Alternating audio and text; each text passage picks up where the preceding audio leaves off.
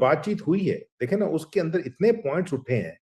मेरे लिए जो है ना एक परेशानी का एलिमेंट है, उसको वैसे तो सुप्रीम कोर्ट ने बहुत इफेक्टिवली कवर किया है। उन्होंने ये पूछा कि किस तरह हो सकता है कि लाहौर हाई कोर्ट जो है उसके जज एक ऐसे मैटर को जो कि ऑलरेडी जिसके ऊपर सुप्रीम कोर्ट का ऑर्डर, क्लियर ऑर्डर आ चुका है, उसके ऊपर इस तरह का एक्शन लेते।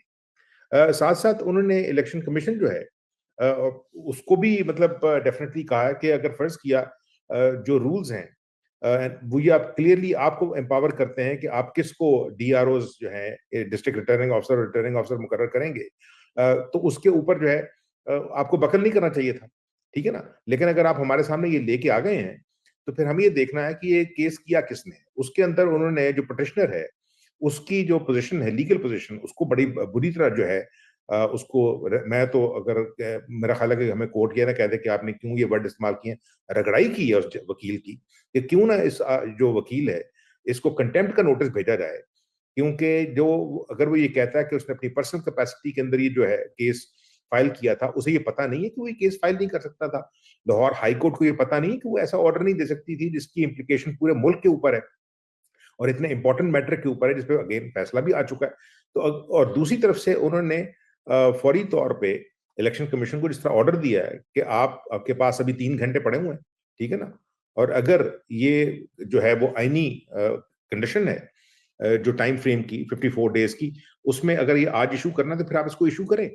मुझे इस तरह लगता है कि सुप्रीम कोर्ट ने जो ये एक अटेम्प्ट थी, अब इस अटेम्प्ट के पीछे कौन है इसके बारे में तो मैं कियास आराई नहीं कर सकता, लेकिन यकीन करें अटेम्प्ट तो बहरहाल थी कि जो इलेक्शन है 8 मई को उसको डिसरप्ट करके मुल्क के अंदर जो पहले ही अजीबो गरीब फजा बनी हुई है। आपको पता है कि निगरान हुकूमत जो है वो it is already N extended care taker government, उसके ऊपर जो है काफी सारे इश्यूज उठे हुए हैं। बाज लोग जो है वो अननेसेसरीली रावलपिंडी की तरफ इशारे करते हैं कि शायद हर ऐसी चीज के पीछे कहीं उनके अंदर कुछ ऐसे लोग छुपे हुए ना हों। मेरा ख्याल है कि सुप्रीम कोर्ट ने और एक और चीज जिसके बारे में यहाँ इस्लामाबाद में बातें हो रही थी कि शायद इस किस्म की जो फ्रिवलस लिटिगेशन है उसके जरिए शायद पाकिस्तान तहरीक इंसाफ जो है वो जस्टिस फायज ईसा को पिच करना चाह रही है अगेंस्ट द इस्टेब्लिशमेंट, कि अगर ये मसला चल जाता है, क्योंकि आपको याद है कि लाहौर हाई कोर्ट जो है उसने इसके ऊपर एक्शन लेने के बाद, जिसके बाद जो उनकी ट्रेनिंग थी डीआरओज और आरओज की, उसको भी रोक दिया इलेक्शन कमीशन ने, एक प्रोसेस जो चल रहा था। तो सवाल पूछे उसकी उन्होंने डेट जो है वो 18 तारीख की दी हुई थी, यानी Lahore high court in their own mind was already clear कि 4-5 दिन तो वो जाया कराएंगे इसके अंदर, ठीक है ना, अगली डेट देके। लेकिन जिस वक्त सुप्रीम कोर्ट ने बड़े पर्टिनेंट सवाल पूछे उनसे कि जनाब ये जो डिप्टी कमिश्नर्स हैं कितने डीआरओज हैं। अच्छा, वो जिस वक्त जो लोग जो वकील बैठे थे वो इधर उधर बेचारे झांक रहे थे, उन्होंने कहा आपके पास नंबर्स नहीं है। उन्होंने कहा, बहरहाल जब नंबर्स दिए उन्होंने कहा कितने आरओज हैं, ठीक है ना, ये कौन लोग हैं, उन्होंने कहा डिप्टी कमिश्नर्स हैं। उन्होंने कहा पर्टिकुलर डिप्टी कमिश्नर्स हैं या कोई और भी लफ्ज है, मतलब कोई हेल्थ ऑफिसर, कोई फलाना, उसने कहा नहीं जी, ओनली डिप्टी कमिश्नर्स। तो उन्होंने कहा कि इनके साथ क्या ज्यादती है, क्या इन्होंने गलतियां की हुई हैं, ठीक है। अगर फर्ज किया जो है आप बगैर किसी शक शुबे के कि जी हमें इनके ऊपर एतबार नहीं है, तो जो फायज ईसा साहब ने कहा कि कल को तो ये कह सकते हैं हम जुडिशरी पे भी एतबार नहीं है, ठीक है ना, तो फिर ये मामला कहाँ रुकेगा जाके। और फिर ये है कि एक पार्टी जो है वो ये क्लेम ही नहीं कर रही कि हमने किया था, उनके जो है नन्हे वकील। और आपको पता है कि आजकल पीटीआई जो है वो अपनी पॉलिटिक्स अब वकला के जरिए खेलना चाह रही है। यानी जो उनके नए चेयरमैन हैं वो भी एक वकील हैं, जो उनके 4-5 लोग जो है सीनियर मेंबर्स के तौर पे पार्टी को रिप्रेजेंट कर रहे होते हैं डिफरेंट टेलीविजन प्रोग्राम्स, वो भी वकील है सारे, ठीक है ना। और ये ऐसे लोग हैं जिनका आज से साल पहले किसी ने नाम नहीं सुना था। तो इस तरह लगता था कि एक ऐसी अटेम्प्ट है कि जो प्रोसीजर चलना चाहिए जिसके अंदर सारी पॉलिटिकल पार्टीज जो हैं वो एग्रीड है कि देखें इलेक्शन जो है वो ऑलरेडी लेट हुआ हुआ है, उसको करना चाहिए। तो मेरा ख्याल है, टू रैप इट अप, आपका जो सवाल का जवाब है कि फायज ईसा साहब के साथ उनके जो दोनों मुअज़्ज़ज़ साथी हैं, उन्होंने मेरे ख्याल में बेपनाह इफेक्टिवली इस चीज को रोका है, क्योंकि कल तक हमें इस तरह लग रहा था कि इलेक्शन वाकई शायद 8 तारीख को ना हो, ठीक है ना। और there was a little despondency in the election commission कि उसका जो काम है उसके अंदर अगर मैं पंजाबी का लफ्ज में खल फौजिया को बड़ा अच्छा लगेगा कि कड़ीच मारने की जो कोशिश थी ना, वो उन्होंने बहरहाल उसको बड़े इफेक्टिवली कंट्रोल किया है। जी शुक्रिया फौजिया।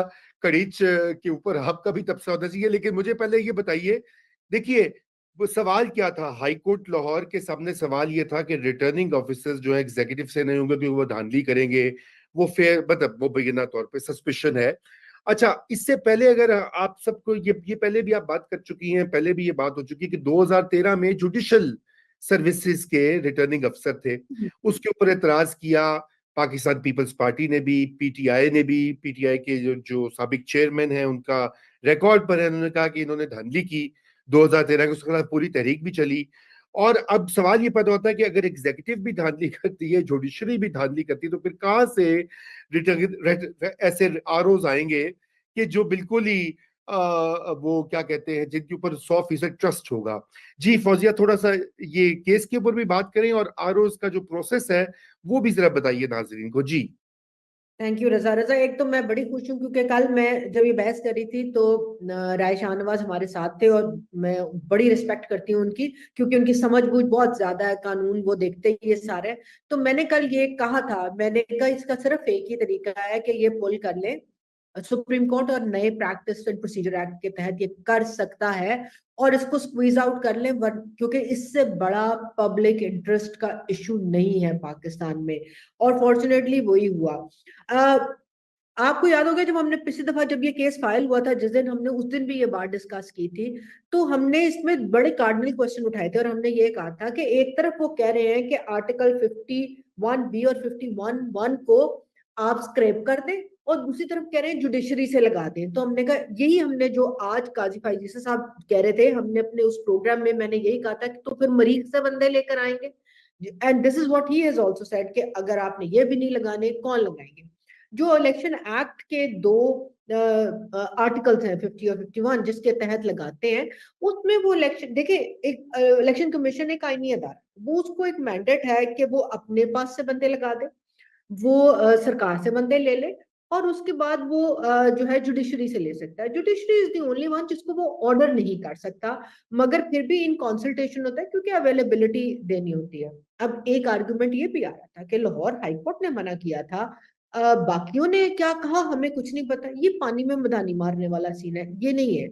ये नहीं हो सकता कि एक जगह आप एक कैटेगरी के जो है आरओज और डीआरओज लगा दें, जो फॉर एग्जांपल लेट्स से कि पंजाब में तो आप लगा दें डेप्यूटी कमिश्नर्स, मगर सिंध और बलोचिस्तान में लगा दें आप जुडिशरी से, और केपी में लगा दें एडमिनिस्ट्रेशन से। तो फिर आप कहते हैं कि इधर ये तो बड़ी मुनज्जम किस्म की धांधली हो रही है। So there is a uniformity of scale जो कमीशन को फॉलो करना पड़ता है, और मेरे ख्याल में कमीशन अपने राइट में दुरुस्त था और वो सही जा रहा था। हाँ, जो आज बार बार justice Tariq Masood, if I am not wrong, ये सवाल पूछ रहे थे कि आपने ट्रेनिंग वाला क्यों किया, और कहाँ कानून में ये लिखा है कि ट्रेनिंग जो है वो इलेक्शन शेड्यूल से पहले होगी। वहां पर थोड़ी से सारे अनक्लियर ले, क्योंकि पूरा बेंच भी जो था और चीफ जस्टिस साहब भी वो बड़े अग्रेसिव मोड में थे। उसका सिंपल जवाब ये था कि अपॉइंटमेंट ऑफ आरओज और डीआरओज जो है वो प्री रेक्विजिट है, क्योंकि जैसे ही आप उनको अपॉइंट करते हैं उनका काम पहले दिन से शुरू हो जाता है, वो हल्के के इंचार्ज होते हैं। It's not about training, it's about them being in place, कि आज हम अनाउंस करें और कल कागजात नामजदगी लेनी हो या पता करना हो कि इस हल्के की वोटर लिस्ट कहाँ है, तो उनको पता हो this is the point person, that's number one. इसके साथ एक और बड़ा इंटरेस्टिंग काम हुआ है आज आफ्टरनून में। इस्लामाबाद हाई कोर्ट ने इस्लामाबाद की दोनों जो नेशनल असेंबली के हल्के हैं, उनकी हल्का बंदियों को भी उन्होंने कालादम इज द वर्ड, उन्होंने कहा जी ये भी गलत है, तो आप इनके ऊपर रोक दें। अब आप ये देखें कि अब इससे वो भी ऑटोमेटिकली इफेक्ट हो जाएंगे, क्योंकि वो ऑर्डर भी नल एंड वॉइड होगा, क्योंकि यही सुप्रीम कोर्ट ने कहा कि जब हमने एक ऑर्डर कर दिया तो फिर जो लोअर जुडिशरी कैसे उसको ओवरराइड कर सकती है, ये कंटेम्प्ट ऑफ कोर्ट है। मगर एक और तरफ भी इशारा होता है, इशारा ये होता है कि कॉम्पिटेंस देखें हमारी लो अदलिया की, इसलिए हम जुडिशियल इंडेक्स पे सबसे नीचे हैं।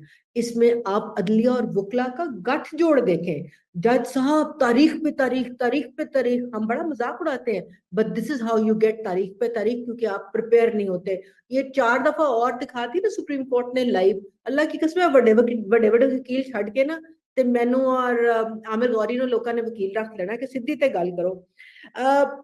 इसमें उन्होंने जहां कहा ना जो लाहौर जस्टिस नकवी साहब ने जो काम किया उन जजमेंट में एक और कट्टा छोड़ा था, और वो कट्टा ये था कि उन्होंने लेवल प्लेइंग फील्ड उन्होंने कहा मौजूद नहीं है। किस चीज ने, मतलब I am still struggling to understand कि what made him use that word, सिवाय इसके कि मुझे तो ये भी अपेरेंटली मैलिफाइड इंटेंट है। लेवल प्लेइंग फील्ड को तो आपने वो बना दिया जो नेशनल सिक्योरिटी है या नेशनल आइडियोलॉजी है, जो आज तक डिफाइन ही नहीं हुई। लेवल प्लेइंग फील्ड तो हमेशा पर्सपेक्टिव बेस्ड होती है, वो वहीं पर रहेगी। फिर जो कंप्लेनेंट थे वो एडिशनल अटॉर्नी जनरल रहे हैं। एक बंदा एडिशनल अटॉर्नी जनरल है, उसको नहीं पता वो क्या कर रहा है।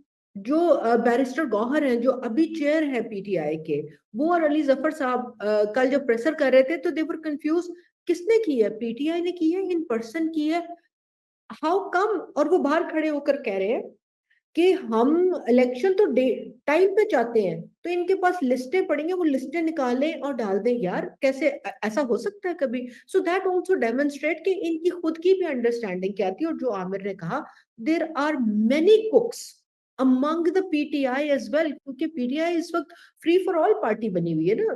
हमें नहीं पता खान साहब क्या कह रहे हैं, क्या नहीं कह रहे, किसको कह रहे हैं। कोई एक पॉइंट पर्सन नहीं है जो इसको कर सके कि हमें बताए ये जो बात कह रहा है ना यही ठीक है। या तो बाजी लिमा को लगा देते, तो बाजी लिमा बाहर आके कहें ए पायन के है, या बेगम को लगा दे। अभी जड़ा वकील अंदर जाता है ना, वो अपना आंदा है बाहर आके लुच फ्राई कर लेता है। एवरीबडी जो है ना वो एंजॉय करने के चक्कर में।